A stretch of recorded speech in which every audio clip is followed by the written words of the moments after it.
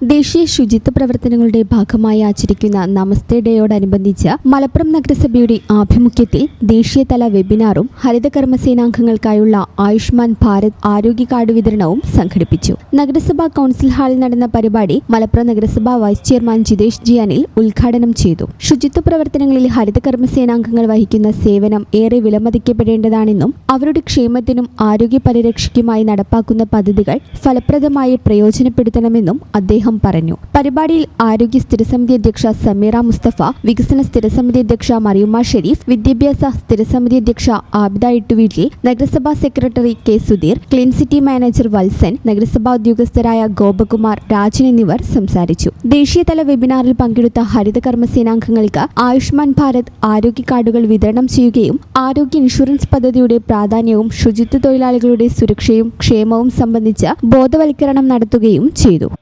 ഈ ഒരു പദ്ധതി ഇതുകൊണ്ട് ഉദ്ദേശിക്കുന്നത് കൃത്യമായിട്ട് കുറച്ചും കൂടി സെക്രട്ടറി പറഞ്ഞ പോലെ തന്നെ മെക്കനൈസ്ഡ് ആയിട്ട് നമ്മൾ ഈ ചെയ്യുന്ന പ്രവൃത്തി എന്ന് പറഞ്ഞാൽ നിങ്ങൾ എപ്പോഴും നല്ല ശ്രദ്ധയോടുകൂടി നടത്തേണ്ട ഒരു കാര്യമാണ്.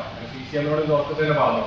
കാരണം നിങ്ങളിവിടെ ജോലി ചെയ്യുന്നത് പറഞ്ഞാൽ അത്ര ഒരു നല്ല കാര്യം എന്ന് ചോദിച്ചാൽ നഗരം ഭംഗിയാക്കുന്നതിനൊപ്പം നിങ്ങളുടെ ആരോഗ്യ പ്രയാസങ്ങൾ ഉണ്ടാക്കുന്ന ഒരു ജോലിയാണ് നിങ്ങൾ ചെയ്യുന്നത്. അപ്പൊ ശരിക്കും അത് എപ്പോഴും നല്ല വൃത്തിയോടുകൂടി ആണ് ചെയ്യേണ്ടത്. നമ്മൾ തന്നെ ഞാൻ ഇടപെടുമ്പോൾ ഇവിടുത്തെ ആൾക്കാരോട് പറയാറുണ്ട്, നിങ്ങൾ ഗ്ലൗസ് ഇടണം അല്ലെങ്കിൽ മാസ്ക് ധരിക്കണം എന്നൊക്കെ. നിങ്ങൾ അറിവില്ലായ്മ കാരണമാണോ, ചിലപ്പോൾ അത് കുഴപ്പമില്ല എന്നുകൊണ്ടാണ് അറിയില്ല, ചില ആൾക്കാർ അങ്ങനെ ചെയ്യാറില്ല. പക്ഷെ ഇതിന്റെ ദൂഷ്യഫലങ്ങൾ എന്ന് പറയുമ്പോൾ എന്തെങ്കിലും അസുഖമൊക്കെ വന്നു കഴിഞ്ഞാൽ നമുക്ക് 1-2 ദിവസം ഞങ്ങളൊക്കെ ചിലപ്പോൾ ഒപ്പുണ്ടാവും. അത് കഴിഞ്ഞാൽ നിങ്ങൾ തന്നെ ഇതിന്റെ പ്രയാസങ്ങൾ അനുഭവിക്കും. ഇത് നമ്മൾ ഈ രോഗം വീണ്ടും അങ്ങോട്ടും വീട്ടിലേക്കും ഒക്കെ സ്പ്രെഡ് ചെയ്യാനുള്ളൊരു ഇത് വരും. അപ്പൊ അതിലൊക്കെ ആ കാര്യങ്ങളെല്ലാം മുൻനിർത്തി എനിക്ക് തോന്നുന്നു ഇങ്ങനൊരു പദ്ധതി 2023 ജൂലൈ മാസത്തിൽ ഒക്കെയാണ് ഇതിന്റെ തുടക്കം തോന്നുന്നു കേന്ദ്ര സർക്കാരിന്റെ. അപ്പോൾ കൃത്യമായി നിങ്ങളുടെ പ്രവർത്തനങ്ങൾ കുറച്ചും കൂടി നല്ല രീതിയിൽ മുന്നോട്ട് പോകാൻ മെക്കനൈസ്ഡ് ആവാൻ വേണ്ടിയാണ് ഇങ്ങനെ ചെയ്യുന്നത്. ഈ ചാനൽ ന്യൂസ് മലപ്പുറം. +2 ശേഷം നിരവധി ജോലി സാധ്യതകളുള്ള കോഴ്സുകൾ നിങ്ങൾക്ക് മുമ്പിൽ ഒരുക്കിയിരിക്കുകയാണ് നടക്കാവിൽ ഹോസ്പിറ്റൽ അക്കാദമി. പഠന പാഠ്യേതര രംഗത്തെ നിങ്ങളുടെ കഴിവുകളെ വളർത്തിയെടുക്കാനുള്ള അവസരങ്ങൾ ഉറപ്പാക്കുന്നു. ഹൈലി എക്യുപ്ഡ് ഫെസിലിറ്റീസോട് കൂടി blood bank and medical laboratory, MRI, CT, digital x-ray ഉൾപ്പെടെയുള്ള അഡ്വാൻസ്ഡ് മൊഡാലിറ്റീസോട് കൂടി റേഡിയോളജി ഡിപ്പാർട്ട്മെന്റ്. പരിശീലനത്തിലൂടെ പഠിക്കാനായി ലാബ് സൗകര്യങ്ങളും മികച്ച ഡോക്ടേഴ്സും.